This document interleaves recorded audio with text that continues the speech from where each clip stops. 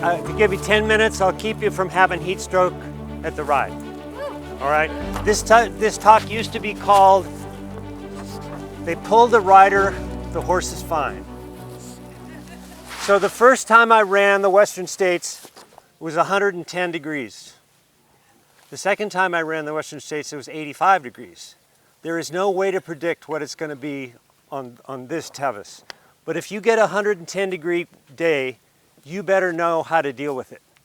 So there's a story with this. Many years ago, living in San Luis Obispo, we did a ride up the Cuesta Grade on the first hot sunny day in May. It was a 1,000-foot climb, it was a 10-mile run. So I ran it and I was finished and I was having a cold one. And somebody came up to me and said, "There's somebody down at the finish line." Ran over and saw this guy. He was unconscious. He was totally insensitive to pain, and his skin was hot and dry. He had heat stroke. We put him in the back of a pickup, covered him with ice, and drove him to the hospital. It was faster than an ambulance. When they got into the emergency room, his temperature was 108 degrees. That's as high as the thermometer went. He was in the hospital for 2 weeks. He lysed all of his red blood cells. He had to have 12 transfusions. He had complete liver failure from the heat. He had kidney failure from the heat.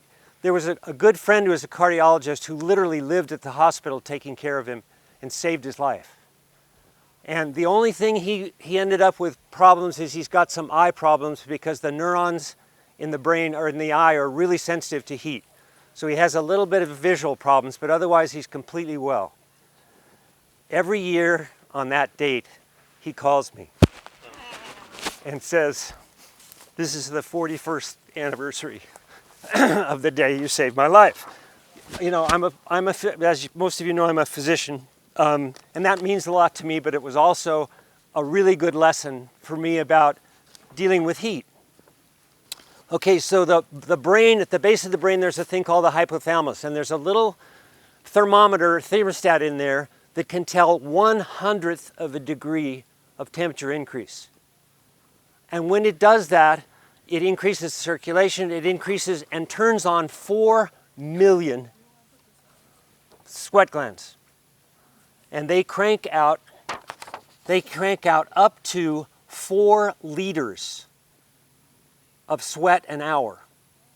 Now, why is that a big deal? Because you cannot possibly drink 4 liters of fluid an hour and finish the ride. No way. So the problem is the hypothalamus turns on these sweat glands. They wet the skin. Through evaporation, it cools. So there's no way on Earth that you're going to do that ride without dealing with the difference between sweating 4 liters an hour and how much can you drink and stay in your stomach without getting a bellyache, and that's about 1 liter or 1.5 liters. Both times that I ran the Western States, I had problems in the late stages because I got a bellyache, and I got a bellyache because I had a full stomach, because I couldn't drink enough to maintain my sweat. So the stomach just can't absorb water fast enough to replace the sweat loss. Okay, so how do you deal with that? Well, there's 4 things you can do. Number 1, evaporation. Wear long sleeve shirt, light long sleeve shirt, and keep it wet so that it's evaporating. The water that you evaporate off your skin is going to be the water you don't have to drink. Number 2, crew. You have one person in your crew who's designated to be the temperature controlling person. He's going to keep a wet rag at the vet checks. He's going to get you wet.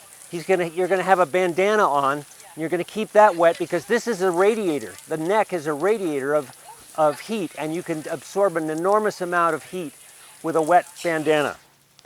Number 3, training. There's no substitute for going out and training in the heat. And that's because it gets your sweat glands on board. It trains them just like it trains your horse. So you want to ride a couple times a week in the heat for at least an hour or two. Make sure that you're really breaking a sweat. And lastly, medications.